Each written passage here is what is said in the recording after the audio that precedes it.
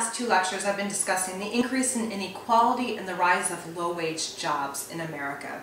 Due to these trends, we've been unable to put a dent in poverty despite considerable economic growth in the 1990s. In this lecture, I want to look at poverty as a pervasive feature of American society. I'll define poverty as the inability to afford the basic necessities such as food, clothing, and shelter.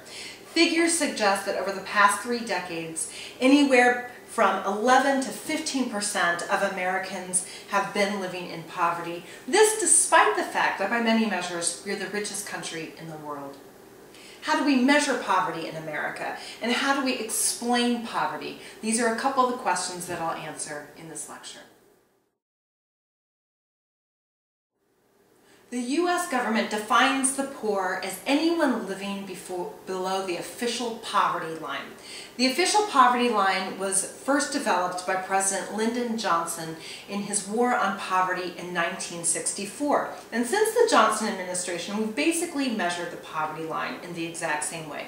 We estimate the cost of a bare minimum diet and other basic necessities like clothing and shelter.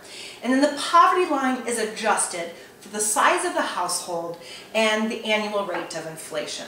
So in 2006, for example, the poverty line for a family of 4 was just over $21,000.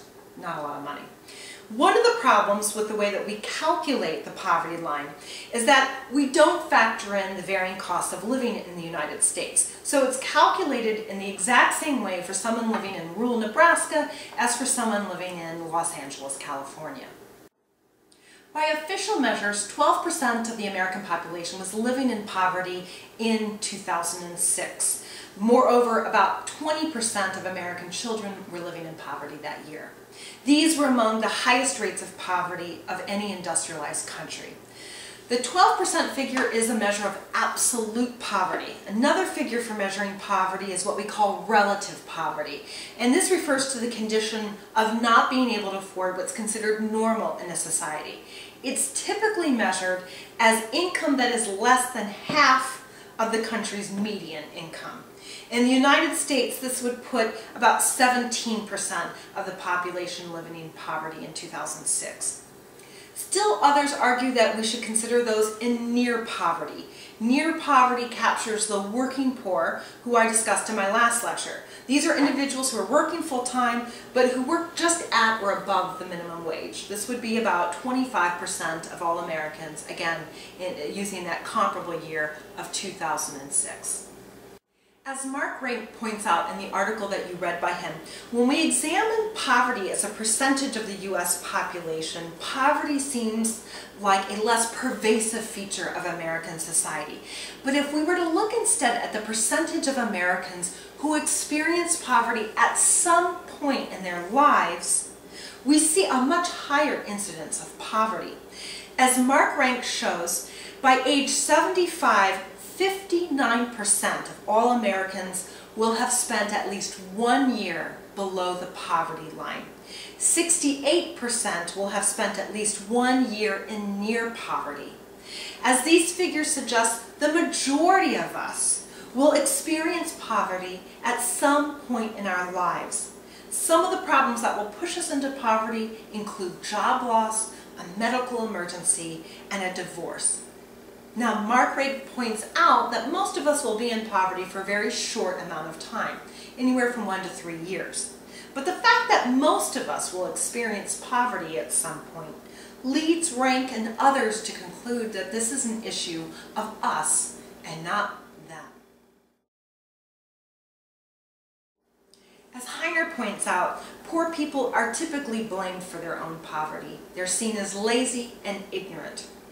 Very rarely is their poverty connected to structural problems in the U.S. economy. So there's considerable opposition to any kind of financial assistance to the poor. In fact, we tend to accept federal financial assistance only when it's directed toward the wealthy. In addition to federal subsidies to corporations, the proportion of federal taxes paid by corporations has fallen from 22% in the 1960s to about 7% today. And the justification that's given is that corporations deserve tax breaks and federal subsidies because they create jobs. But we've seen that even those corporations that receive subsidies and tax breaks, they've still downsized, they've still outsourced, and they've still favored low-wage jobs. So it's not necessarily the case that corporate tax breaks and subsidies will necessarily trickle down to the working poor. In the end, poverty is seen as a non-issue, something that's not readily discussed in the media and in popular conversations. Instead, issues relevant to elite individuals dominate the radio and the evening news. Things like stock prices and skiing conditions and fashion trends are reported with regularity.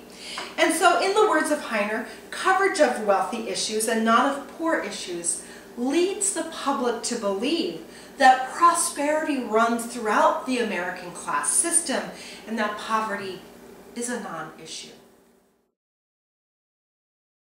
A lot of the sociological research on poverty was conducted before the 2008 recession hit.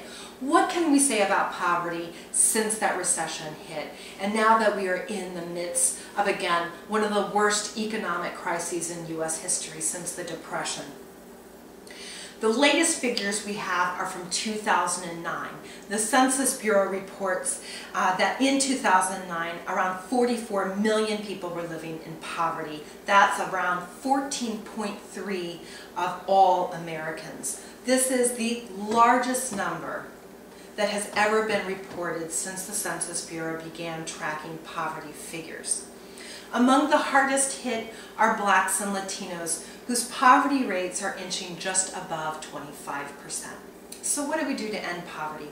Many people would argue that the poor need to go back to school and learn new skills so that they can get jobs in this very competitive labor market.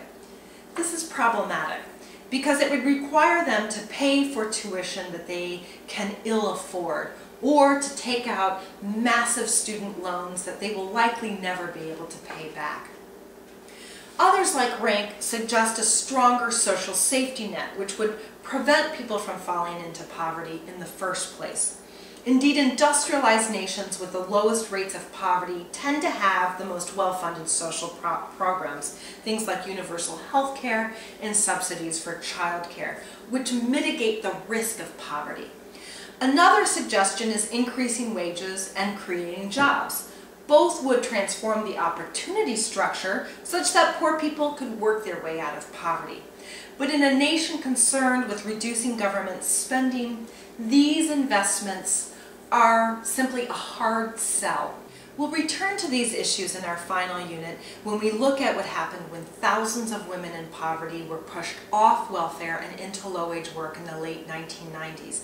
Until then, we'll turn our attention to problems of the household and family, which are the focus of our next unit.